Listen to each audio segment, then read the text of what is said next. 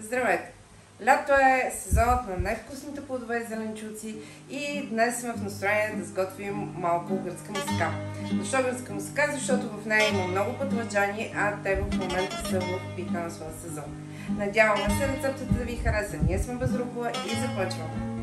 Гръцката мусака се различава от нашата по това, че основните продукти в нея са телешко месо или телешко и ягнешко месо и пътладжани. Много хора слагат пътладжаните небелени, но аз не харесвам след това как се отделя кората и затова ние ще ги обелим предварително.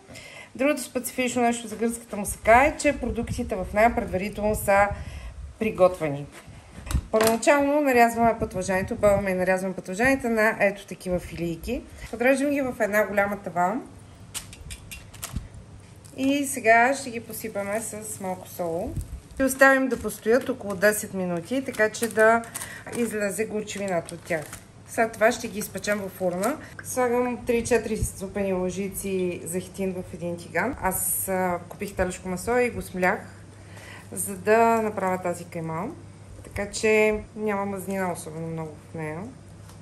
Смляне на сравнително едро. Идеята е да се усещат парченцата месо.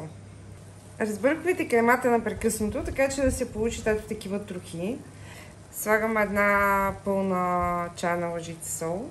Към нея ще добавя една пълна чайна лъжица черен пипер, една чайна лъжица червен пипер, една чайна лъжица риган, половин чайна лъжица лимонова мащърка. Просто ние много обичаме вкуса на лимоновата мащърка. Също така половин или малко по-малко от половин чайна лъжица канела. Канелата е специфична подправка за тази мусака. Към нея ще добавим 150-200 мл доматен сок. Може да използвате и доматено пюре или пък да смелите просто домати, ако имате повече. След добавите доматите ще добавим и една глава ситно нарязан лук. Добавям лука малко по-късно, защото ако го изпържите предварително, преди това, че мусаката, освен всичко друго, се пече, лука просто напълно ще се изгуби в ястието и няма да се усеща неговия вкус. Когато поизбри водата, нашата смес е готова и можем да я оставим настрани да поистина. Започвам да редя моята мусака. Слагам една супена лъжица захитин на дъното на тавата. След това вземам един картоф средна големина и го нарязвам на супер тънки парченца. В тази мусака картофът ми служи само и единствено за нещо като подложка. Намазвам си даже с първото парче тавичката, подреждам ги едно до друго и това ще ми бъде просто основата на мусаката, за да не ми се разпада при вадене. Не се притеснявайте, че картофът е суров, тъй като той е много финно нарязан, той ще се сготви напълно. Върху него ще наредим един ред с пътладжани. Пътладжаните са изпечени, но не са препечени, както виждате. Оставих ги максимално колкото е възможно, просто да умекнат добре. Следващият ред ще бъде от месото. Глаждам го добре. Трябва да ми остане място, защото знаете, че отгоре се покрива с бешамел. И върху него нареждам още пътладжани.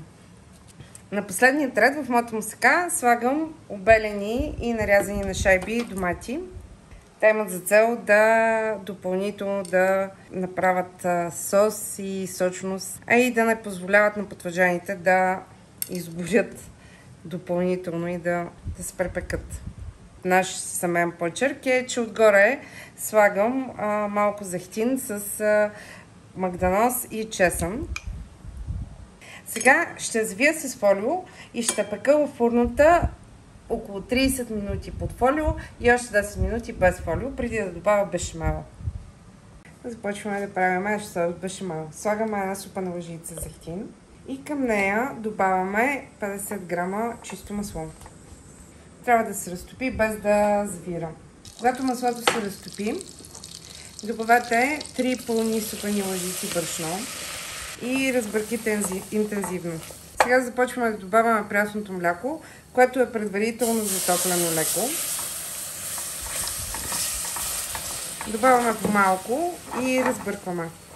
Разбийте всички булчки, трябва да получим гладък крем. И сега трябва да го сварим, докато се сгъстим.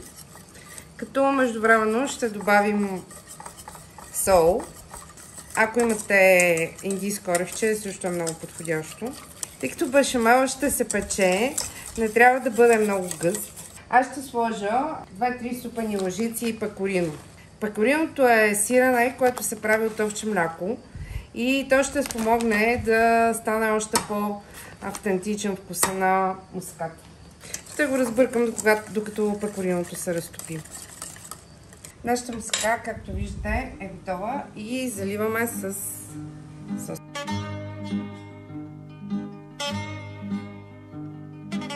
Връщаме във фурната за още 10 минути. Та-да! Нашата гръцка муска е вече готова. Ако случайно не домашняло за Гърция, за гръцките таверни и за тяхната невероятно красиво подредена муска, използвайте нашата рецепта, за да си припомните как е там. Наистина се получава превъзходно. Ние сме Безрукола. Благодарим ви, че бяхте с нас. Довиждане!